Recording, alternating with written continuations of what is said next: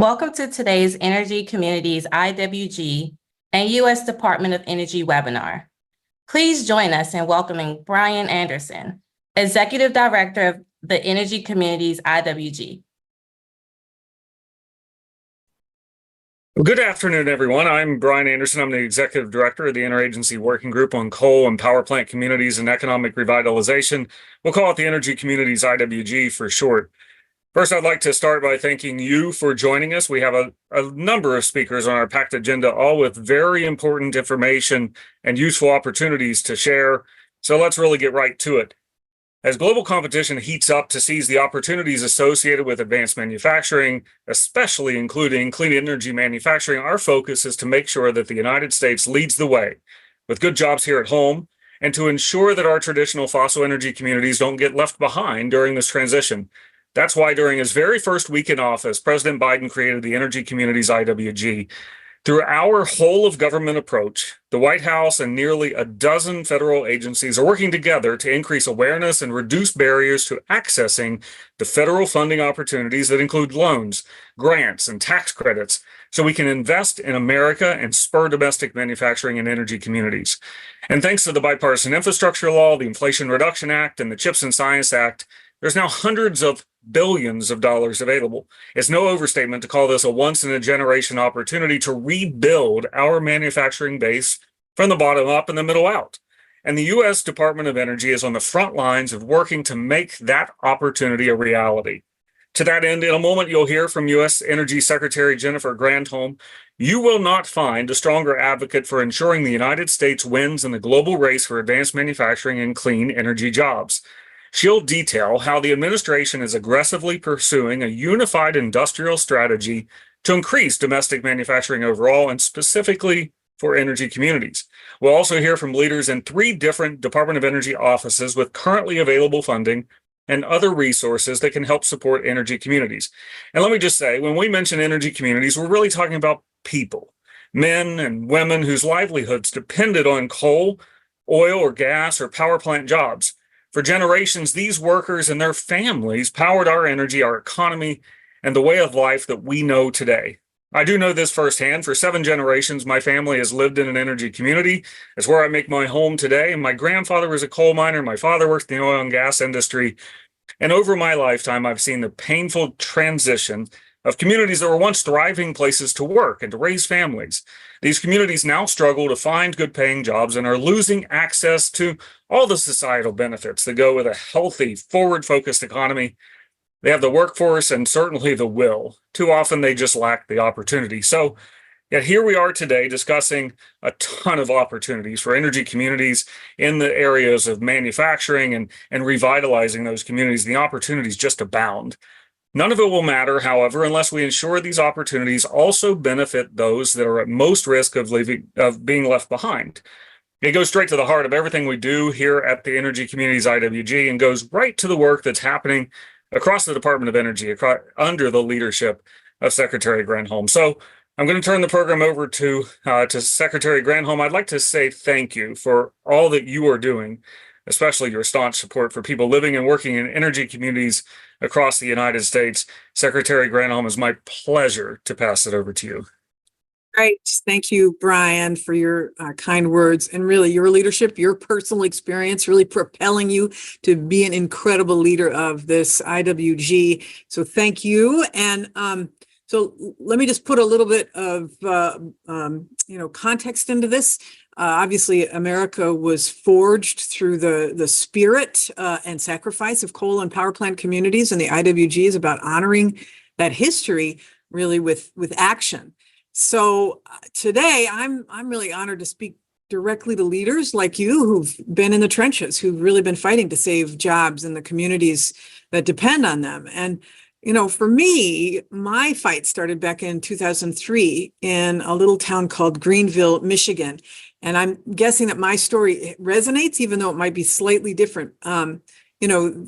Greenville, this was my first year as governor of Michigan, and this refrigerator factory, in this case, was owned by Electrolux, and it was threatening to go to Mexico. And Greenville was essentially a one company town. 8,000 people live in the city and almost 3,000 people worked at the factory. And they proudly called themselves the refrigerator capital of North America. It was, in fact, the largest refrigerator plant in North America in this little town. And I remember the meeting where we, all of us, the city, state, local officials, we made our plea to the Electrolux executives. We put every incentive that we had on the table, labor too. We just wanted the factory to stay there. And come meeting time, the company took our long list of incentives, and they went outside the room for 17 minutes. And then they came back in and they said, wow, this is the most generous any community has ever been in trying to keep jobs. But there's nothing you can do to compensate for the fact that we can pay $1.57 an hour in Juarez, Mexico. And so they left. It's like a nuclear bomb went off in that community. When the last refrigerator came off the assembly line, the workers there, they had this gathering that they called the Last Supper. It was at a place called Clackles Orchard Pavilion. And I went. I wasn't invited because I had failed, right, to keep the factory there. But I was grieving with them. It was like a community wake, a community that was grieving not just the loss of jobs, but really the loss of identity. One of the workers, he's a father, his words seared my soul. When I went in, he stood up and he said, Gov, I have worked at that factory for 30 years. I went from high school to factory. My father worked at that factory. My grandfather worked at that factory. And all I know is how to make refrigerators. So tell me, Gov, he says, who is ever going to hire me? Who's ever going to hire me? The Greenville plant closed because of a philosophy of hands off, right? Trickle down, laissez-faire, free trade. That said that the free market would naturally take care of communities that were being left behind as the economy changed. And hard-hit coal and power plant communities, that's not how things work in practice. And so I imagine that worker's question, who's ever going to hire me, is familiar to a lot of the folks on this call. It's familiar to the Four Corners region where the Navajo generating station closed. Took 700 jobs with it. 85% of the Hopi tribe's general revenue wiped away. It's familiar in Wyoming. It's familiar in Illinois. It's familiar in Colorado, West Virginia. The coal and power plant communities that built America have always been tough, always been resilient, have always been independent. But what can you do when there are forces shaping your future that are just too big to fight? And for decades, the answer was nothing. Because the federal government did nothing to help. But those days, I'm happy to report, are over because enter Joe Biden. He felt what was happening across America. So when he took office, he asked his cabinet to develop a national strategy to bring jobs and businesses back home, to ensure that the communities that powered us for the last 100 years would have the chance to do it again.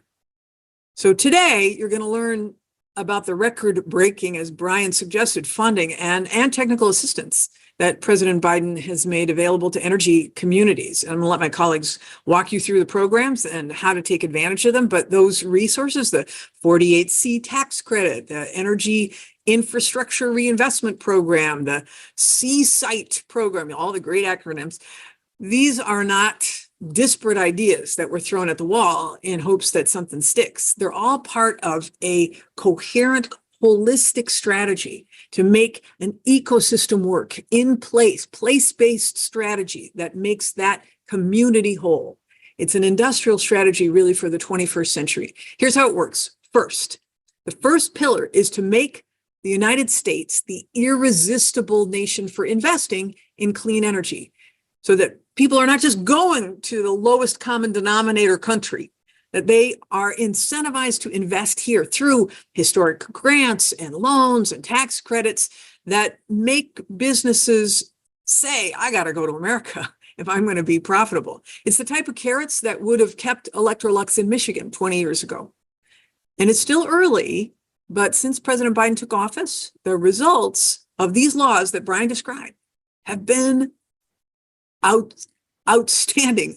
It's been amazing. Private companies have announced $650 billion in investments in semiconductors, clean energy technologies, and other 21st century industries. In the energy space alone, $400 billion announced in private sector investment, like in coal producing Kemmerer, Wyoming, where TerraPower plans to build an advanced nuclear reactor that's going to put 1,600 people to work on construction jobs, another 250 people to work on operations.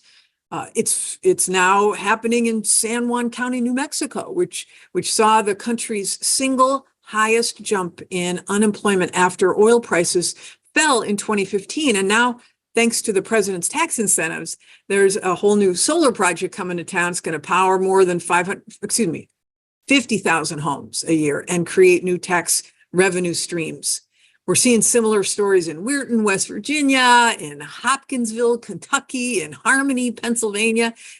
The thing about empowering American businesses to invest is that success builds upon success, and we're seeing that. And growth builds upon growth, and we're seeing that. But also, injustice can build upon injustice. So the second pillar, the first pillar is making America irresistible. The second pillar is of this industrial strategy is to put the people and the communities who've been left behind at the forefront of this new clean energy economy. So for example, our laws are offering an extra 10% tax credit if your company locates a clean energy project in a coal or a power plant community. We're making direct investments like $475 million we announced last week for 5 clean energy projects on current and former mine lands, geothermal, hydroelectric, solar. And beyond that, any company that wants DOE loans or grants has to explain how they're going to ensure that their project directly benefits the communities that they'll be based in through a community benefits plan. So here again, the strategy is working because recent studies have shown that since under the Biden administration, challenged communities are receiving 2 times the investments relative to their population as compared to other regions. And then the third pillar, really important, is of course investing in workers, because new money coming in is great, but it doesn't mean much unless it's putting people to work. So making sure that local workers can make fair wages and that wages that they can raise a family on is a key part of this. I'm talking about harnessing the decades of experience that fossil workers have in order to drive projects in related industries, like in Mingo County, West Virginia, where workers are taking the same skills that they use mining mountaintops, like equipment operation and land and soil management, and applying them to help install, utility scale solar on those very same mountaintops. I'm talking about apprenticeships and pathways to unionization to create jobs that people want to grow in, where communities can have a shot at keeping their young people at home, where the sidewalks don't roll up like they have in so many energy communities, where we can encourage communities to define their own priorities and help them build their own workforce to reach those goals. That is how we honor the dignity of workers. There are some forces that are too big for one plant or one town or even one state to confront by themselves. But we finally have a strategy, a national industrial strategy to take them on. The strategy really looks with clear eyes into our future, but it's rooted in the proudest moments of our past, because coal and power plants aren't just employers. They're anchors, and the people who've worked at them have had America's back for decades, and it's long past time that America had their backs too. So let's get to work. If you're from the private sector, think about locating your project in an energy community. Run the numbers. You'll find that we are making it irresistible. If you're a philanthropy, you can help fund community foundations, or you can step up with technical assistance and cost sharing to help bring these projects to life. If you're a community, consider what you want the future to hold.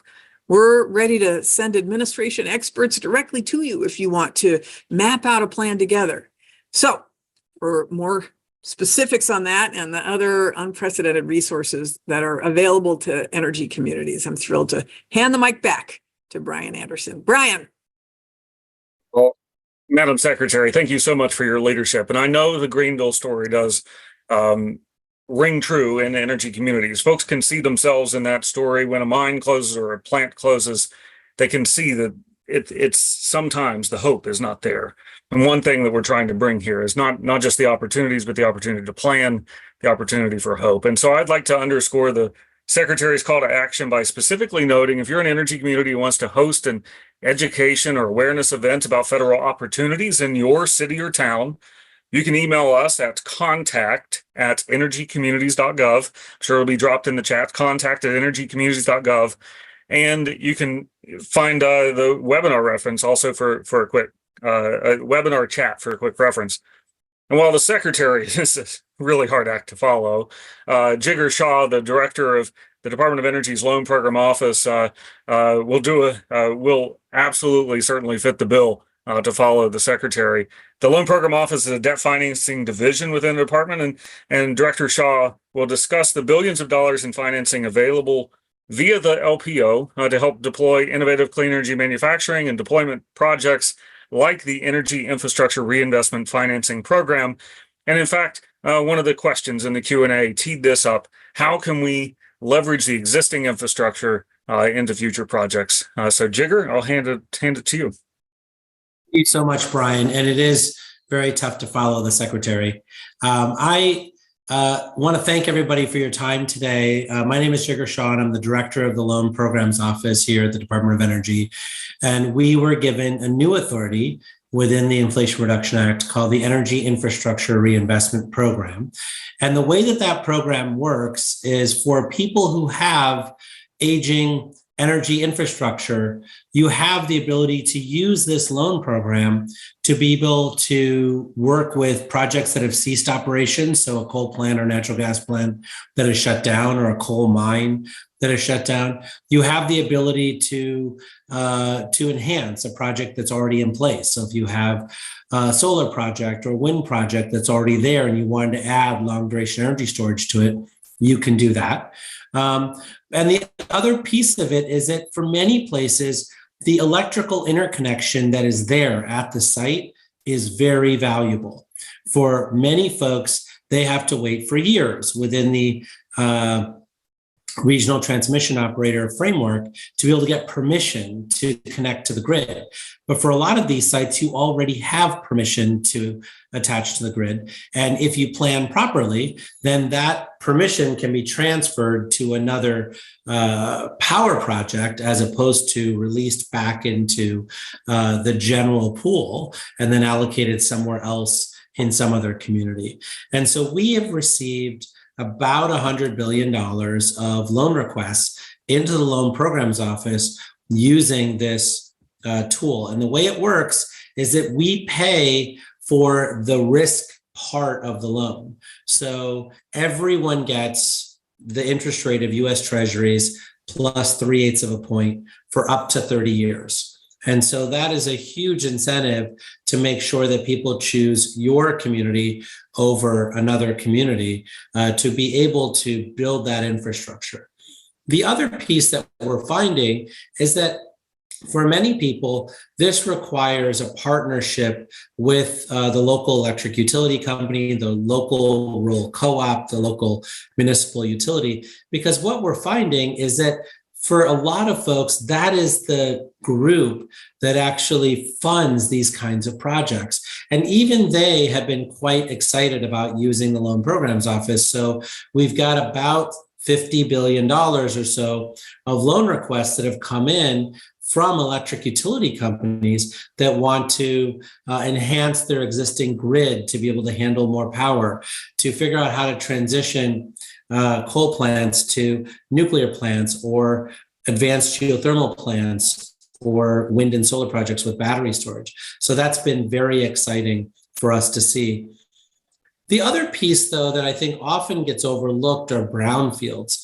Not all brownfields qualify for the Loan Programs Office, only the ones that used to be designated as energy. So let's say coal or natural gas plants that ceased operations, an old coal mine that used to supply coal to these facilities. But it can also be, for instance, we found an old steel facility that had a coal plant on site.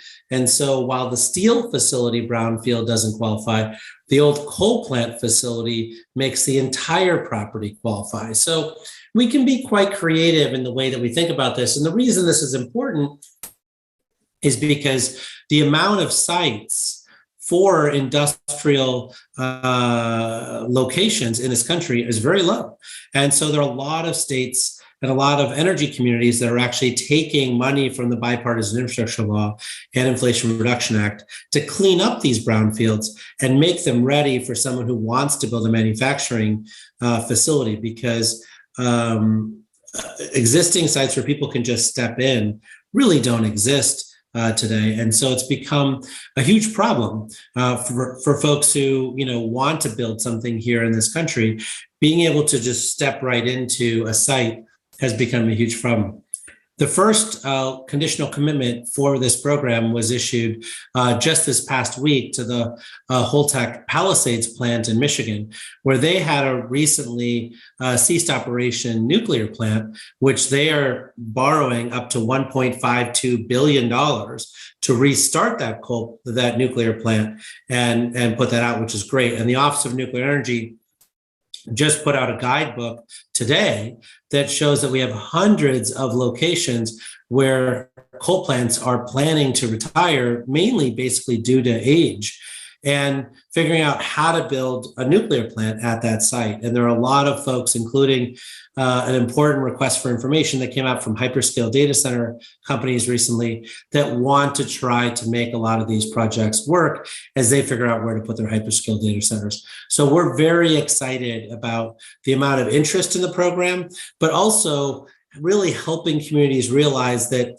a lot of this old infrastructure, where it used to draw 1 megawatt, 5 megawatts, 10 megawatts of power, are hugely important parts of our grid, because it's not easy to retrofit a greenfield site and turn that into a 1 to 5 to 10 megawatt power draw site. It costs millions of dollars, and oftentimes will take 5 years to complete that work. And so these existing sites are very critical to building out the president's vision for really onshoring and reshoring a lot of these projects into our country. Some of the other applications we've seen, old refineries. So some folks are taking old refineries that have recently ceased operations or ceasing operations now, and converting them into producing biofuels. Far cheaper to do that than to start something from scratch. So we're seeing some of that.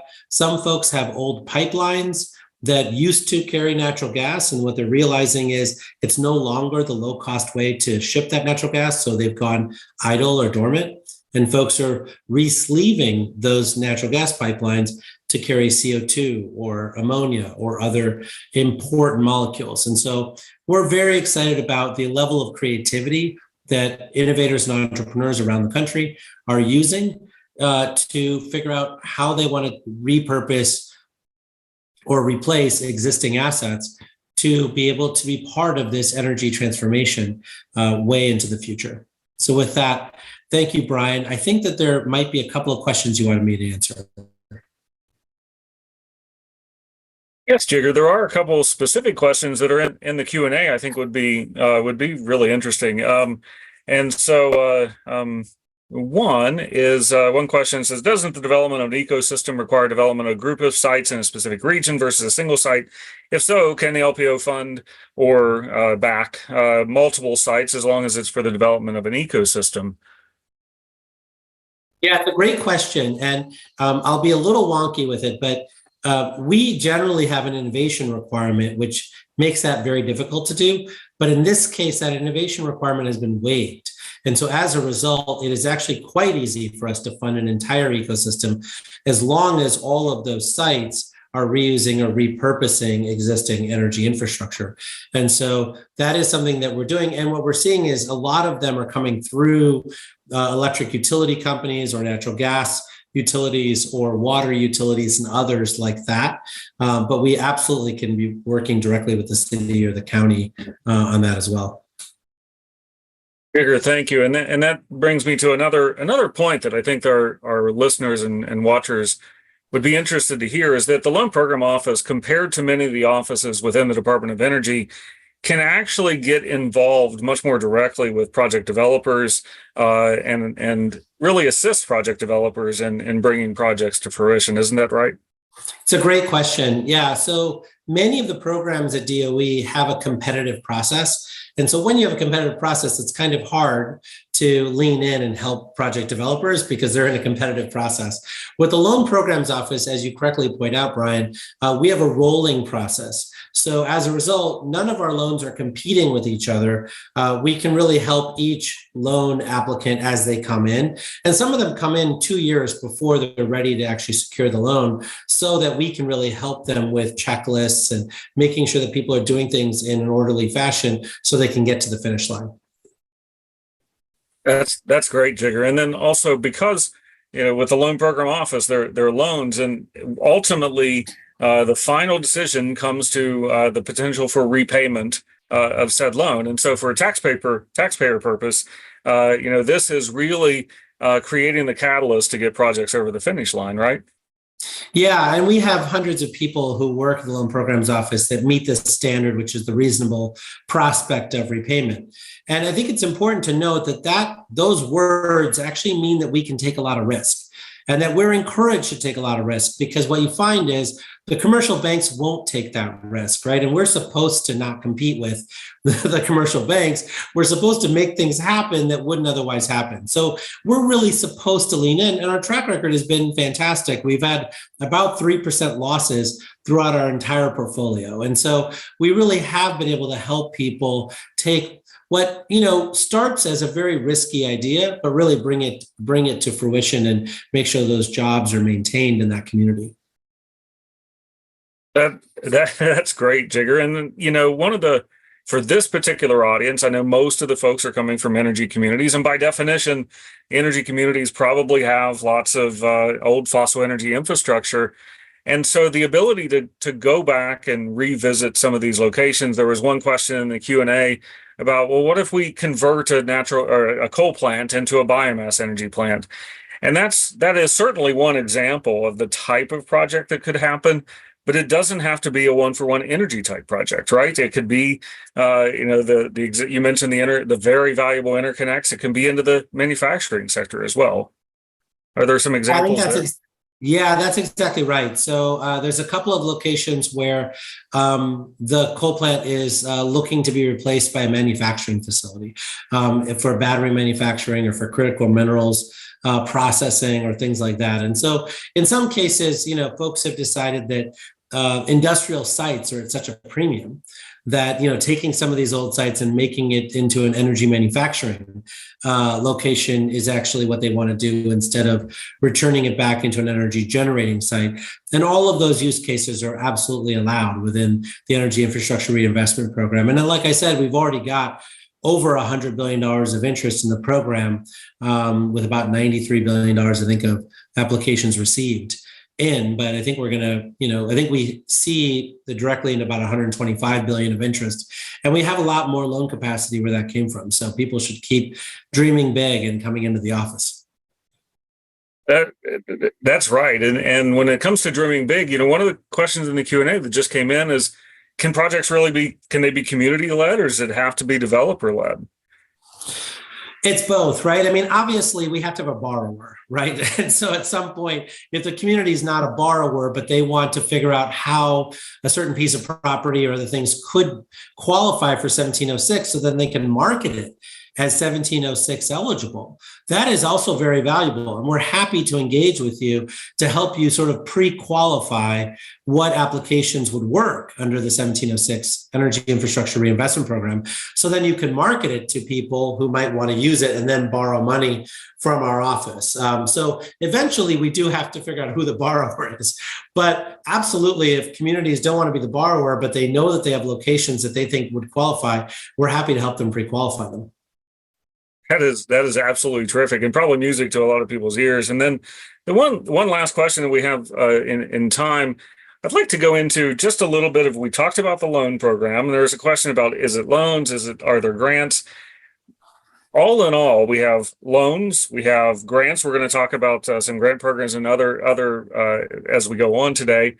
And then there's the tax credits. And so when you consider projects in the LPO portfolio, they're eligible for many of these tax credits and the energy communities adders and the prevailing wage adders and all of that, right? To help for a reasonable prospect of repayment. Yeah, and so that's exactly right. And so so tax credits and loans can coexist easily on the same project. Grants and loans cannot. And so you have to choose either a grant or a loan, or in some cases, the grant can be phase one of the project, and then we can provide a loan for phase two of the project. But absolutely, tax credits and loans coexist quite nicely. Jigger, thank you so much. And to all of our listeners, if you have any more questions, we can answer them offline as well. But Jigger, thank you so much for joining us today. And thanks for all the work that the Loan Program Office is doing for energy communities. So have a great day, Jigger. It's our pleasure. Thanks for having us. Well, next up is Julia Sicardo, who's the Director of the Office of Manufacturing and Energy Supply Chains. And if you haven't heard of the Manufacturing and Energy Supply Chain Office, or MESC, this is the office that is focused on revitalizing domestic manufacturing in the clean energy space. And so it's really exciting to have Julia here today, sharing some details about growth equity programs run by her office that can support energy communities, as well as what is called the 48C investment tax credit. And this is a manufacturing tax credit with a floor for energy communities. So Julia, thank you for being here. Thank you, Brian, for having us. So a couple of goals for our time together. Since MESC is a relatively new office, one, look forward to sharing a little bit about what we do with this group. Second, I would love to share some of the impact that we've had so far within energy communities.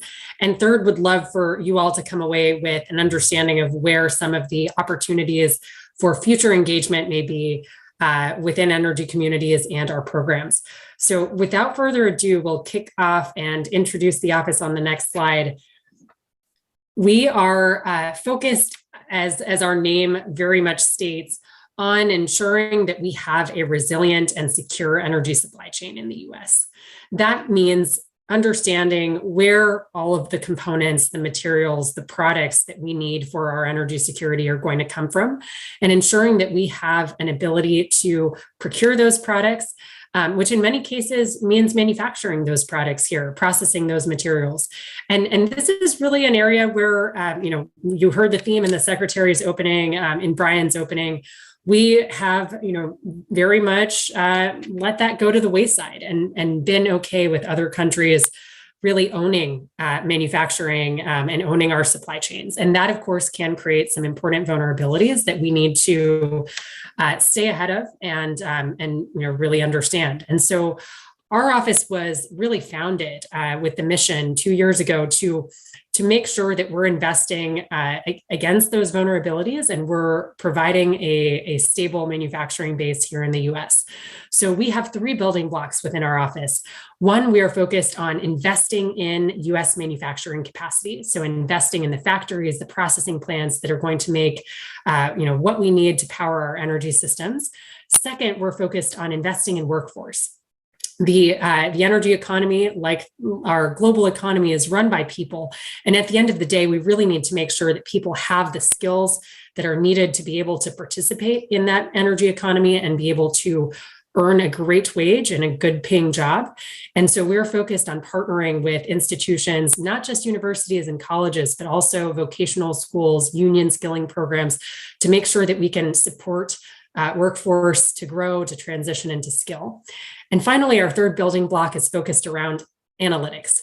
So we pride ourselves in being able to really drill down into supply chains and whatever product it may be, if it is in the hydrogen economy or in automotive, to be able to drill in and understand what are the various components that we need to be manufacturing? Where are those manufactured today? Where are their vulnerabilities, choke points, shortages? How do we invest to be able to stay ahead of that and build out a resilient supply chain? So all of these building blocks really work together, and they provide the foundation of some of the programs that I'm going to share a little bit about today. MESC, unlike the Loan Programs Office, is focused on grants and tax credits. And so I will share a little bit about those programs as we go on to the next slide. So before we dive into the programs, a little bit of a grounding across DOE. We heard from the Loan Programs Office previously. You're hearing from MESC now. We'll hear from a few other offices during the session. The DOE actually undertook a reorganization 2 years ago when the Bipartisan Infrastructure Law and Inflation Reduction Act passed. And this enabled us to do something really exciting for the first time, which is span the entire commercialization journey for companies from the start to finish. So what does that mean? Let me share a little bit more. So DOE has historically been investing in American innovation in the energy space, in really important inventions and ideas early stage coming out of university labs, where we really want to make sure that IP stays in the U.S. and that we are able to cultivate it and it can scale into a company. One of our offices, ARPA-E, which some of you may have heard of, has historically done an amazing job working with those early stage companies and being able to bring up new concepts and new projects to fruition. As companies progress and they're maturing and they're building up their manufacturing and coming into new products, they're moving into this research and development space and into bigger development. And we have offices that are working with companies across energy technologies as they're testing and really scaling up their concepts. But we did not have, and this is where MESC plays in, offices that were focused on companies that were already at scale, that perhaps were already manufacturing a product and now needed to transition, or were for the first time needing to face the enormous capital expense of constructing a manufacturing facility for the first time, a gigafactory, big processing plant. These projects can cost hundreds of millions of dollars, if not $1 billion. And, like we talked about at the beginning of the discussion, we haven't really been doing that much manufacturing here in the US. So how do you get, investors comfortable with investing in a big, expensive manufacturing project? It's really hard. And so OSED, a little bit earlier stage to us, the Office of Clean Energy Demonstrations, MESC focused a little bit later stage on the manufacturing side.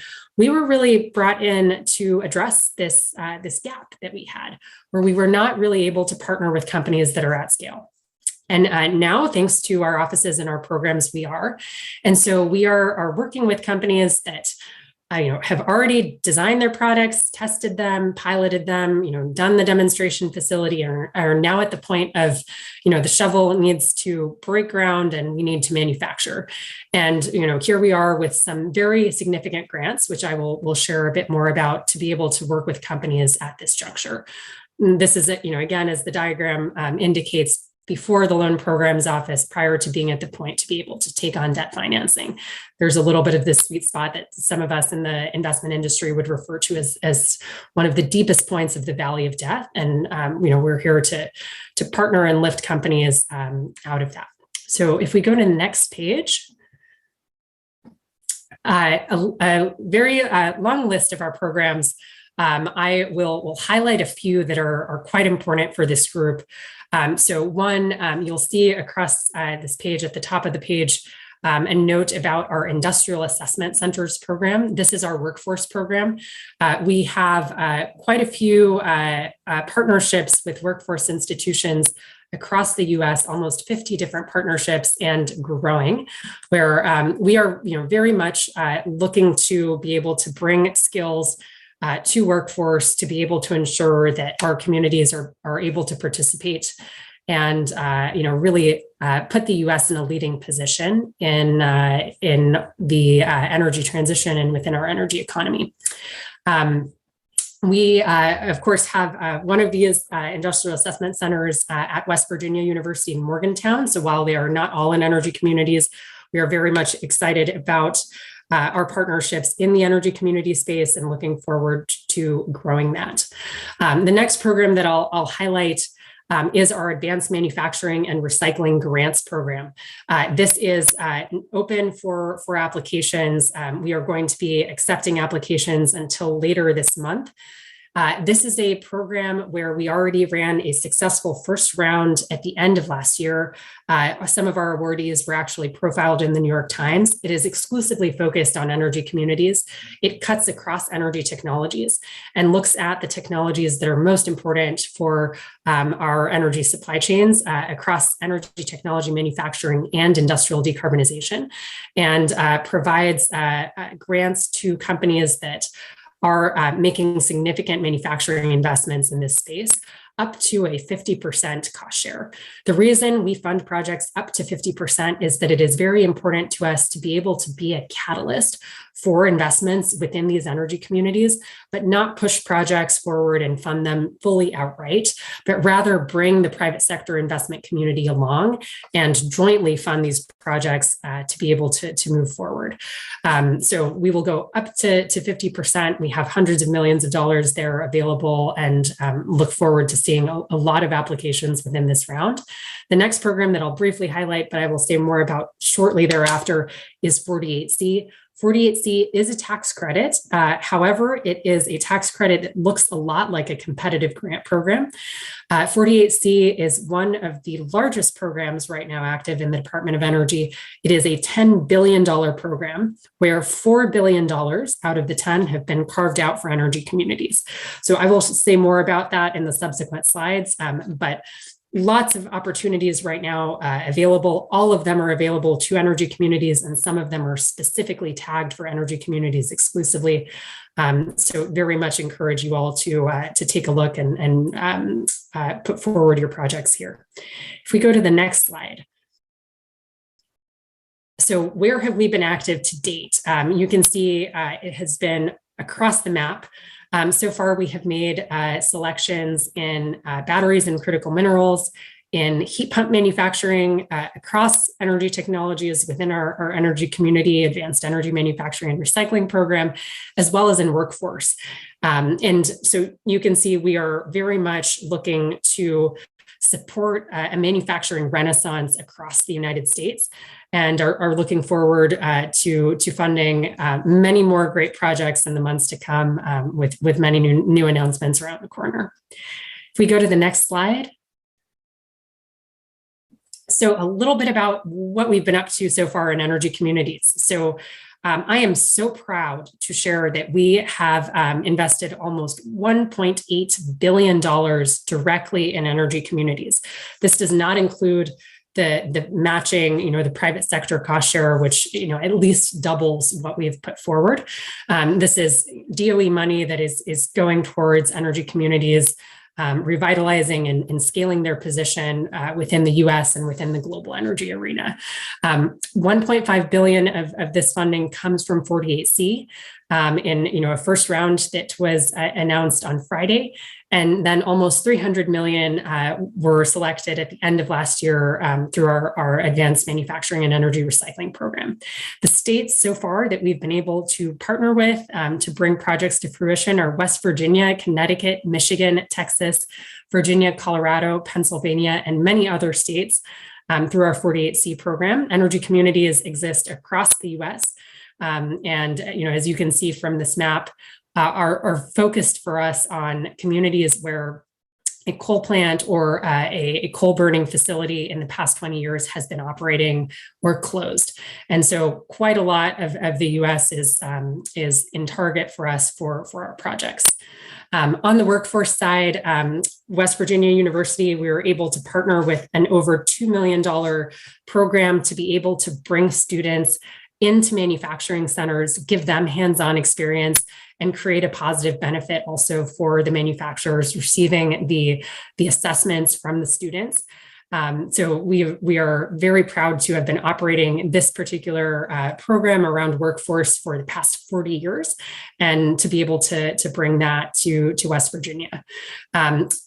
not only through the workforce programs where we partner with institutions do we create workforce opportunities, however, we are very much focused on workforce impacts as we're selecting these projects for our grants and for our tax credits. And so we have, through these programs, hundreds of apprenticeships that have been created within energy communities, thousands of high quality, good paying jobs. And we look forward to scaling that further in the future rounds of these programs later this year. If we go to the next page.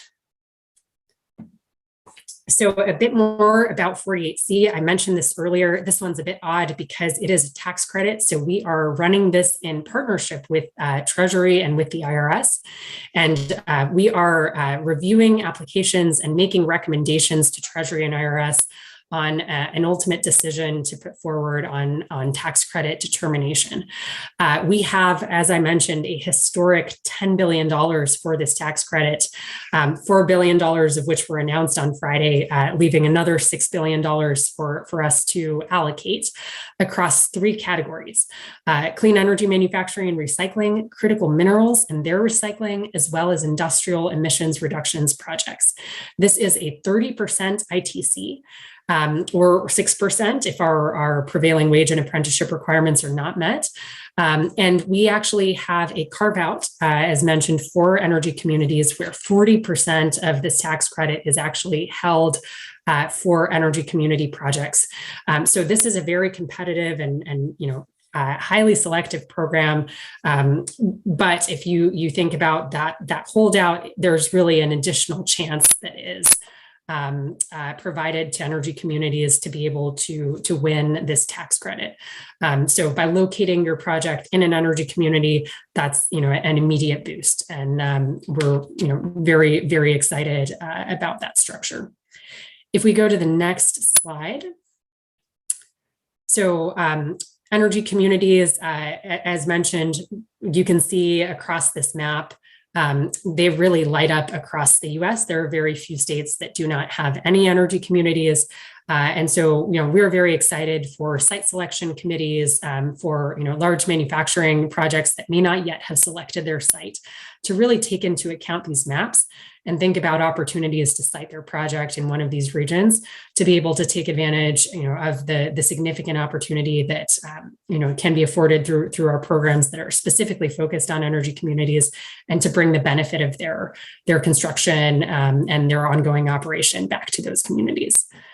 So, again, coal mines, coal power plants that in the past 20 years have been operating or closed gives you that blue coloring to denote an energy community for our programs.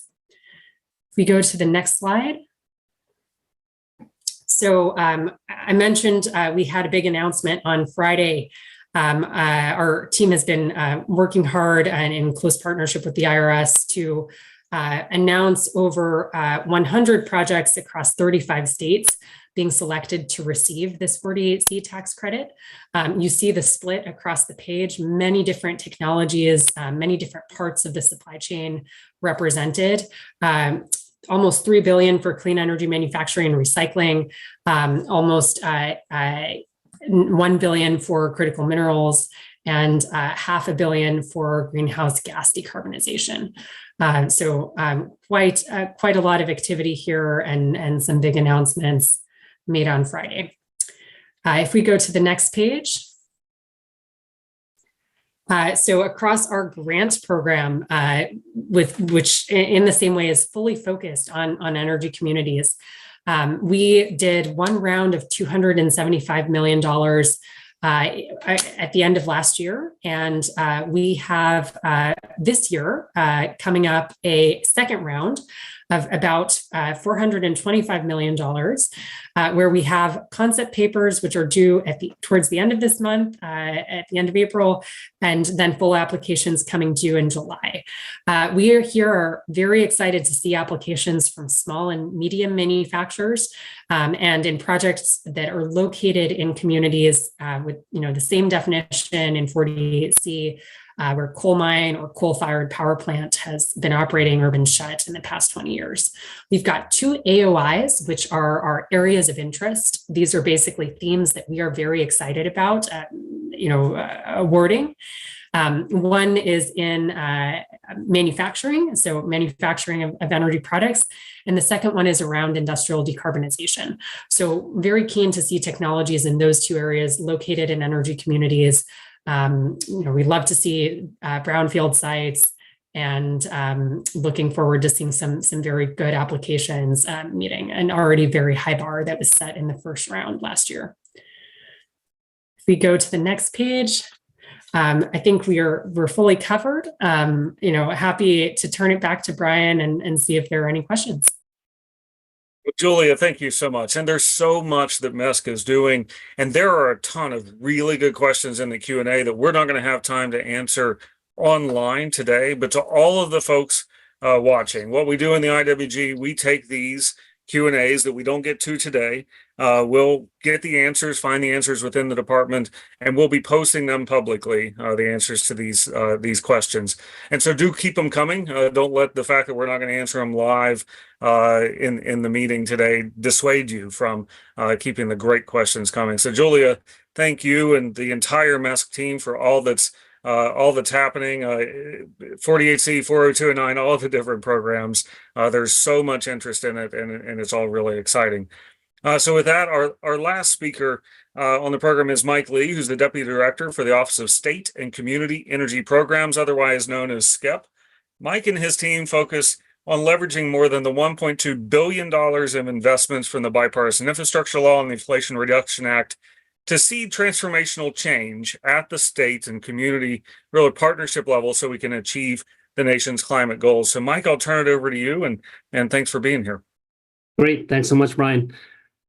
So today I'm just going to briefly touch on two specific programs that we run that support communities. And the first one is the Local Government Energy Program and the current funding opportunity that we call Community Sparking Investment in Transformative Energy, or CSITE. So next slide.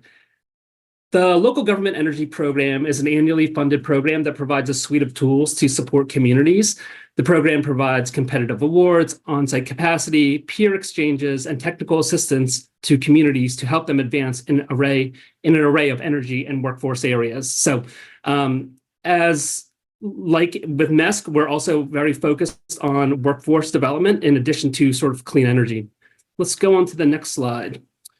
As I mentioned, this solicitation is currently open, and local governments can apply up until May 31st. We have about $18 million that will be available to fund projects. On the next slide, I'll talk a little bit about what kind of projects we're looking for. So let's go to this slide. Great. So we're looking for projects that deliver direct local benefits, that spark additional investments, advance community identified priorities, and build local capacity and partnerships. And all of those things are very specific, and we're really looking for projects that hit all of those items. Next slide. So we will be making about 20 awards up to from $900,000 to $3.6 million per award. In addition, as I mentioned earlier, we'll be providing technical assistance, and communities have the option to bring on a community energy fellow that's funded by DOE to provide on-site capacity. And so this is really an opportunity to sort of not only get the award, but also to bring on somebody that really help these communities implement and make the most of the funding that we're making available to them.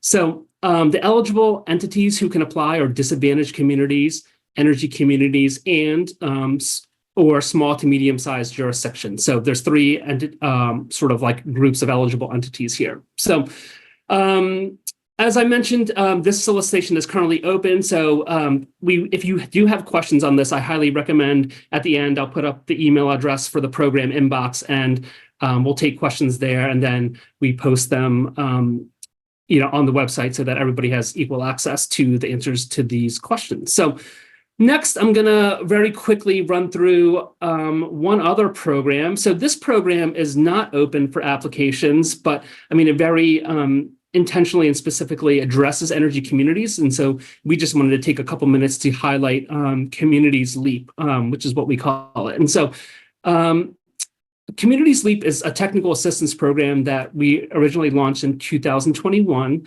The goal of the program is to facilitate sustained community-wide economic empowerment to improve local conditions through DOE's clean energy deployment work. So, great, thanks. So we just announced a couple weeks ago cohort 2, where we selected 30 communities that will be receiving up to $18.75 million over a period of 12 to 18 months. And one of the interesting things about cohort 2 is that we're providing these communities $50,000 each if they request it, to really support participation by other community organizations. And so we really were trying to find a way to, how do we compensate people to be a part of this process? Because we know that a lot of the members of the community often don't have the resources to sort of really dig in. And so we're really just trying to explore opportunities to help support community organizations for the time and energy that they're spending in some of these processes. So eligible communities for Community Sleep are low-income, energy-burdened communities that are either disadvantaged or experiencing direct economic impacts from a shift away from fossil fuels. In addition, communities must also apply as a coalition that consists of at least one community-based organization and one government entity. So we're really focused on partnerships here. Community Sleep is especially unique because it integrates energy solutions from across 9 different DOE offices. And so you'll see on the next slide that there's a wide array of different projects that we're funding. So as I mentioned, we funded 30. You'll see here that under community types, it doesn't add up to 30 because some communities are both, let's say, an energy community and a disadvantaged community. So you can see all the different communities that we're funding. On the left-hand side, you'll see like there's a color coding for the type of community that it is. And then on the top right, you can see the kind of efforts that these communities are pursuing. So there was a question in the Q&A about Utah and coal. And so you'll see here that we're funding a project in Utah's coal country. So next slide. I'm just going to wrap up by touching on one community that we're funding, and this is in Eastern Kentucky. So I think it's fair to say that coal production was a huge part of this community in Kentucky. And, with the move away from coal, there's been a lot of challenges for this community. And so this partnership is a partnership between the state, a regional nonprofit organization, and several regional development districts. And they're really looking at how do we look at replacing coal with nuclear. And so DOE and our technical assistance partners are really going to help them look at the viability of whether or not developing nuclear is going to be an opportunity for them. And so there's a bunch of different things that we're going to help them with specifically that are listed on the slide that I won't go through. So I know we're running a little bit out of time, so I'm going to stop here and turn it back over to Brian. But if you have any questions, please do email us at the email inboxes here. Mike, thank you so much. And the Office of State and Community Energy Programs has so many different varying programs, including trying to get technical assistance into disadvantaged communities across the board, and things like the rebate programs and all of those opportunities, working very closely with state and tribal entities. And so I think one big takeaway that I want to make sure everyone on this call understands is that while there's a lot to navigate, the office's the SCEP office has created regional partnerships for you to contact folks from the SCEP office to help navigate the various opportunities. And I think you can find those at on the SCEP website, and there's really a plethora of opportunities to be able to partner, and that's in the Office of Community Engagement as well as all the other programs. And so, Mike, I just, again, really want to thank you and all of our speakers today. We are running out of time. As I mentioned before, you can submit questions here to the Community Sleep program at Community Sleep Info at hq.doe.gov or LGEP for the LGEP program. And then you can also keep your questions coming at that website or the email address contact@energycommunities.gov. That's one way to submit additional questions. And then the questions that are here in the chat, we will be answering. And I want to give a shout out to some upcoming opportunities. We have a 48C, as Julia mentioned, Illinois Basin Regional event. We've had them in the Intermountain West. We've had them in Central Appalachia. So join us in Evansville on April 16th to get the latest and greatest on the 48C program. By that time, there'll be some potential more information about round one, as well as the opportunities and advantages for bringing coherent projects in together in energy communities. And so I think some other engagement opportunities next week in Wyoming is the second annual Wyoming Funding Summit presented by Senator Barrasso, Lummis, and Governor Mark Gordon. That's at Central Wyoming College. We have a Southern Illinois IWG funding panel at Shawnee College in Metropolis, Illinois, May 14th and 15th. Another one in Central Illinois, May 21st, at Western Illinois University. If you go to our events page at energycommunities.gov, you can find the events page where our upcoming events will be. Our past events will have the live recordings of webinars there on that website as well. And lots of opportunities to keep engaging. And so, again, I want to thank you all for coming to learn about all of these resources. If you go to energycommunities.gov, again, you can find our clearinghouse of federal opportunities. You can search by opportunity type, eligibility requirements. And as you can see, there's over $500 billion worth of planned or open formula or competitive funding available at the clearinghouse. And please do check out our Getting Started guide in the chat as well. Our Getting Started guide, basically my facility is closing down, or our community wants to start planning for the future. Where do we start? And we also have, in addition to our Getting Started guide, we have some real success stories from around the country of places that have been successful in navigating this transition. And speaking of navigating, we have a navigator function I mentioned before. You can see right there at the top of the website says contact the navigator to help find what opportunities exist for your type of projects. Again, we want to make sure that we have your projects first, and then we try to find what opportunities exist in the federal government. So thank you all for your time today, your attention. And we hope that this was very useful information. Stay in contact, and we hope to see you at our future events. Thank you all.